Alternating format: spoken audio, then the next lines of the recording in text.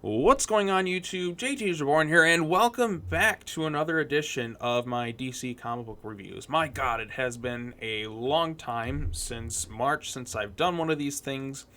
We're finally back talking about Teen Titans, issue number 41. A lot's changed in the world, a lot's changed in the comic book industry, and a lot's changed with some of these characters. And we've gotten some other content in between since the last time I did one of these things, and finally, we're going to be talking about this thing. So it's weird going to this, like, after really not having read anything in a while. I went back and I reread this issue, and I looked at the previous issue, because where we last left off, the Teen Titans, where basically in purgatory after basically kind of doing something similar to what happened in the movie The Frighteners, where Michael J. Fox's character has an out-of-body experience, kind of like he puts himself under, and if they don't bring themselves back up, then they stay dead. So they went to go rescue Djinn, and this issue here is kind of the end of the Adam Glass run on Teen Titans.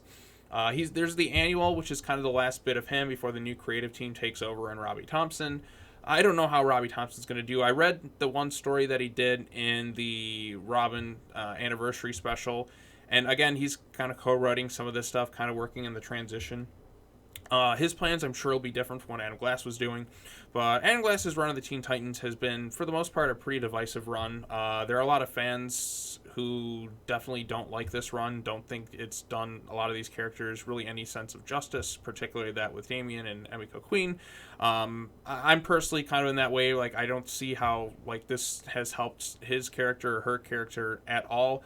In fact, they've suffered the most. Wallace West is just kind of doing this thing. The three new characters, I mean, they're free to do whatever with it.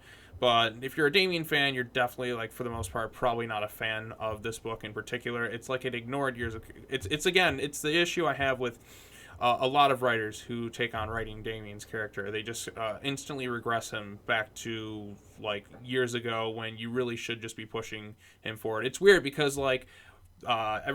since this issue came out, we had a Justice League Dark Apocalypse, where I know I've talked about this a lot on my channel. It's just like, wow, they actually let him mature into a noble hero in that universe, and it was embraced very well. Even people who generally didn't like him early on were actually really appreciative of how much his character grew and changed for the better by the end of that universe, and they want to see a lot of that implemented in the comics. But again, every time a new creative team takes over, it's like they completely, like, wipe that from existence, or they go back and, oh, we'll just do the same thing again. Like, no, you push the characters forward and mature them. I'm so sick of character regression. And again, by the end of this, because, like, I think this and the annual, which were supposed to come out last month, are pretty much it for Adam Glass's run on Teen Titans, which by the end of it, I don't see how this run has benefited a lot of these characters. I mean, it introduced us to a couple new ones.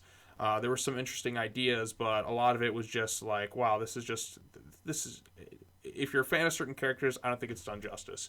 But let's go ahead and get into this issue. Per usual, I'll go ahead and read the description. At the gates of heaven itself, the Teen Titans must battle Djinn's older brother Elias, but with the fate of the world hanging in the balance. But victory comes at a terrible cost because one of the Teen Titans won't be making it back. Okay, like, that's kind of a misleading thing that makes it think that somebody's going to die.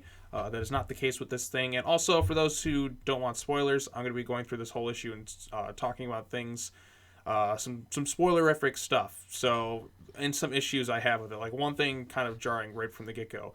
So, as the issue begins, we'll go ahead and skip ahead right here. So, the Teen Titans, as you remember last time, were held under and their influence. They go to inside Djinn's ring. Djinn is pissed off at Roundhouse, and rightfully so, because of what he did.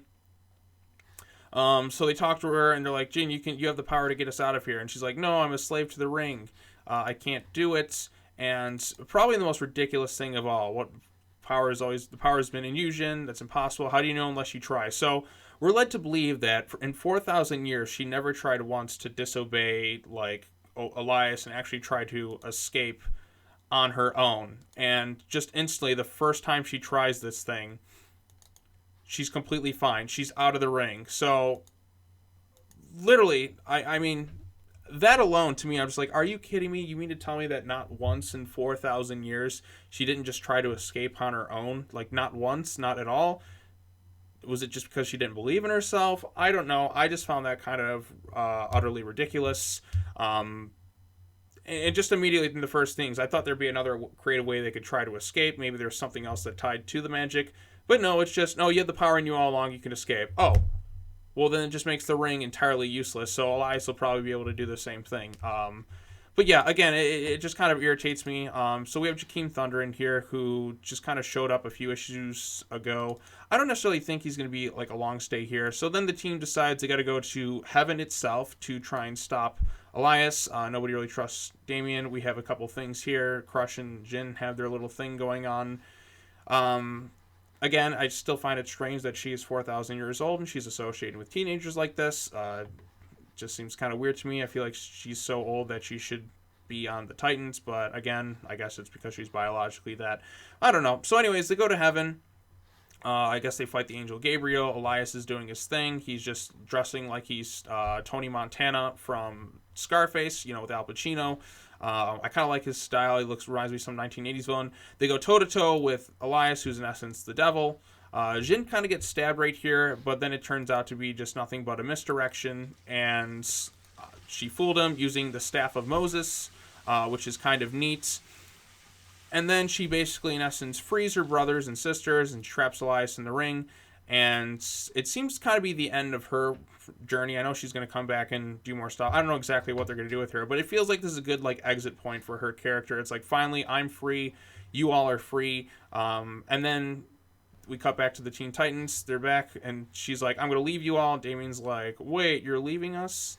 Well, yeah, I mean, they've written Damian so awfully throughout this run. They made him so unlikable, just completely ignoring all his character growth that he's had. So then they go to the prison. She's like, you used me. What we did wasn't wrong. So again, by the end of this whole Adam Glass run, Damian has learned absolutely nothing whatsoever. He hasn't really grown much. He isn't better from when he started this run to not. It's still not good enough for it.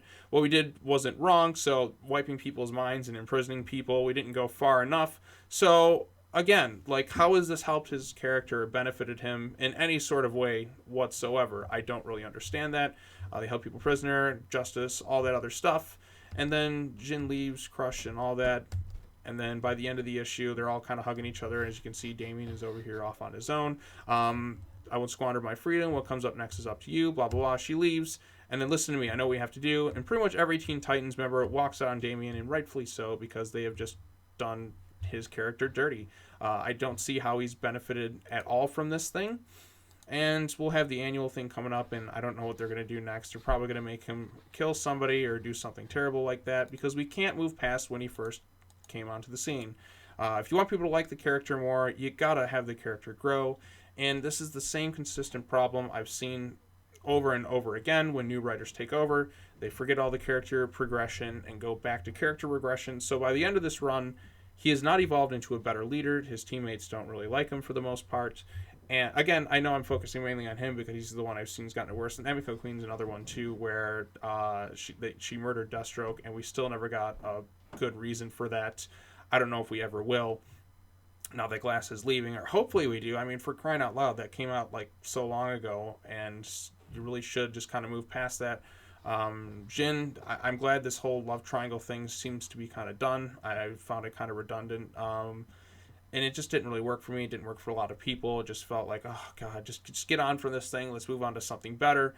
And yeah, so that was issue 41. Artwork is fine for the most part. I think it could have been, it's definitely not bad. It's decent. It depends on your liking of the style. It's definitely not terrible. They didn't, again, this cover right here, the way they kind of did Damian's face, I had issues with kind of the way it was done throughout the run. But the artwork is fine. I never really, usually with these comics that DC publishes, I never really have issues with the artwork in general. I mean, it's better than anything I'll ever do. It just, to me, some things just felt kind of rushed.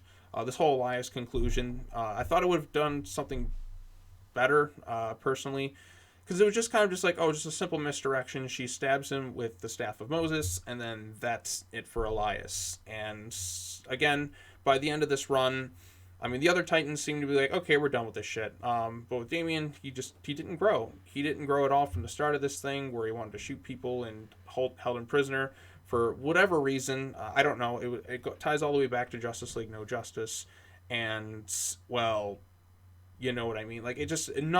Nobody progressed. Nobody really progressed for the better in this book, and that to me is just the most unfortunate thing about it. I felt like he could have done.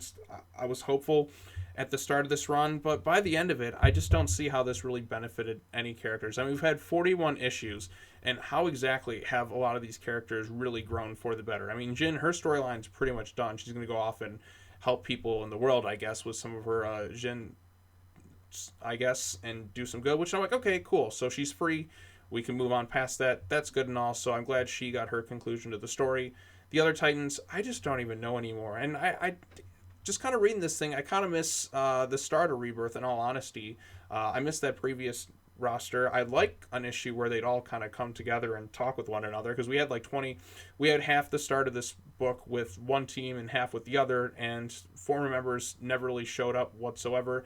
I don't know what's going on with their characters. I know we had this whole 5G thing that they were going to do, but I don't know. I really don't know the direction that DC Comics is going in with a lot of this stuff. But yeah, overall consensus, I mean, some of the stuff, like, I mean, it's okay of an issue. I just don't like some of the character work that's been done. That's my personal taste on it. As far as the Glass run as a whole, some of it was interesting, but a lot of it was just kind of like, oh, here we go again with this thing. I just think a lot of the characters were done kind of dirty in this book. And I want somebody to come in who understands them a little bit better, who can write them better, who can actually have these people grow and to be better heroes, because I feel like we never really got that by the end of this whole Adam Glass run. Again, I don't know if he meant to stay on a little bit longer, but after, what is it, like 2 years? We're coming up on like 2 years since this whole thing started. You'd think we'd be in a better place, and we, in all honesty, aren't. And that's kind of the sad fact of it. Like, by the end of this run, how are they really evolved into such better and noble heroes that the Teen Titans should be? They're not. They really aren't. They still have the prisoner thing, and then they all kind of walked away from it. But again, like I said, I just think we could have done better, and that's just the unfortunate thing about it. I'm hoping this new creative team, when they come in, they're able to fix a lot of the issues that I had with this book and that a lot of people had with it. And yeah, that's all I really have to say about this book. Let me know your thoughts on it down in the comment section down below. I'm just kind of relieved that this is pretty much the end. I think there's the annual, and then that's it for what Adam Glass's run is it. But it was interesting to cover. I know I've covered pretty much everything since pretty much after the special that they did, because I thought it would be kind of neat to start talking about a whole new team. Gained a lot of subscribers in the process and talked to a lot of people who've been reading the book annually with me. And now we live in a post-Justly Dark Apocalypse world, Apocalypse War world via DC Comics. So, and we've seen how a lot of the characters have grown and matured in that film, and now I want to see something kind of like that implemented into the comic books, where they actually let some of these heroes mature a lot more. Again, these are all just my thoughts on it. What are your thoughts on this? Let me know in the comment section down below. I really appreciate everybody for checking out this video and checking out all the other content on my channel. And yeah, so I guess until next time, we'll see how this annual does, and we'll see how everything else goes on with DC Comics. Again, it's been kind of like a 2-month hiatus for a lot of stuff, and things are slowly being brought back, and I got to get back into reading things again. But yeah, I'm actually glad that I actually got to talk about this again, because it has been quite a long time since the last time I talked about some DC comic book stuff. So yep, let me know your thoughts on this down below. Again, I really appreciate everybody checking out this video.